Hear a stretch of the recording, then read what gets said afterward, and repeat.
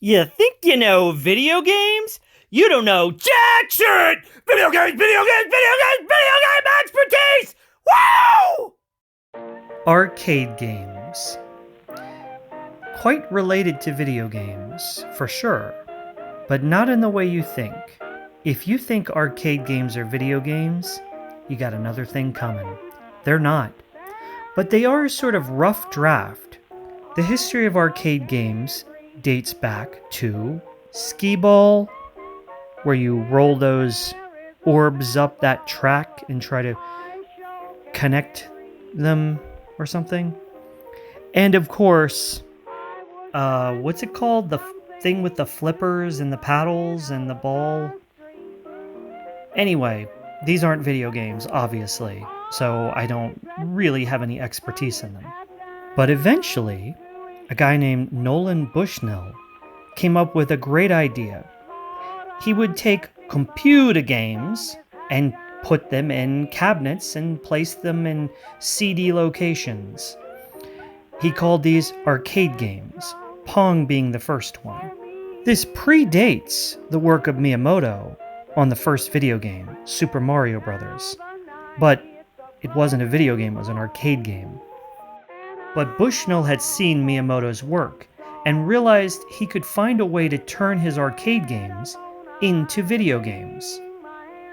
To do so, he would need to expand his audience, and that's where he came up with the brilliant plan to create a family-friendly restaurant absolutely filled with these arcade machines.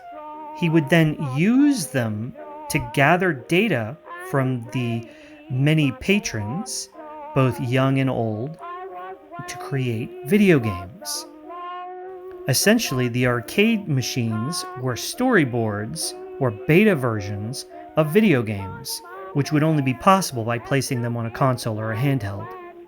Now, we won't get into the numerous murders that took place in these Chuck E. Cheese restaurants by these incredibly vicious robots that were created, but we'll focus on the aspect of the robots that are important, that they were analyzing the gameplay.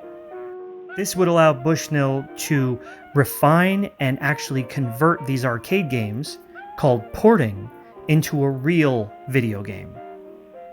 So yes, if you've ever gone to a Chuck E. Cheese, you've been a test subject in the creation of video games, and who can ask for a better thing to happen to them?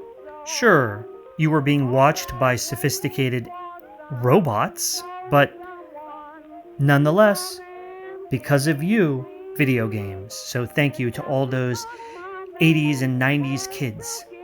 Of course, now nobody goes to arcades, everybody having realized that they're not video games. If you look at what arcade games are, you'll see that they have very flashy graphics, but not well refined like on a console. They don't have style and substance. They're just glowing monstrosities. The gameplay has some similarities to video games, but it's more frantic, which is not surprising considering the robots constantly monitoring you. By the way, these robots would be used in a console-based setting. You see, Rob the Robot was actually designed by Miyamoto after he reverse-engineered these Bushnell robots. So if you ever had a fun time playing with Rob the Robot, or just leaving it sitting there while you played other games, know it was watching you and providing key information to Miyamoto in the creation of brilliant video games.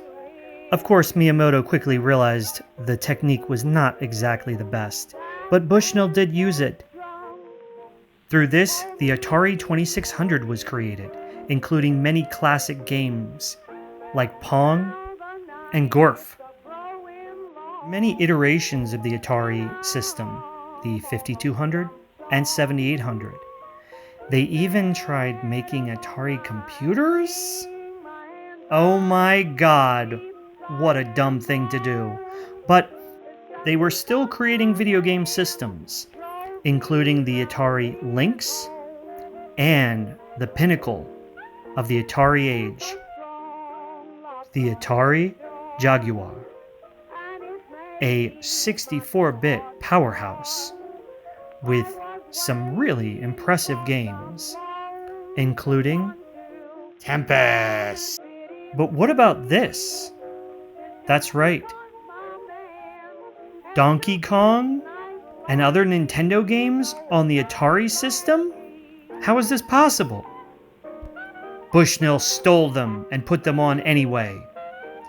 Miyamoto was furious. My precious games! How dare they steal them! This is insane! They must be destroyed! But this time, it was Nintendo President Yamauchi Nintendo with some wise words. These are not as good as our versions of the games. They think they can make them with their computer knowledge. Even if they're video games, they can't compete.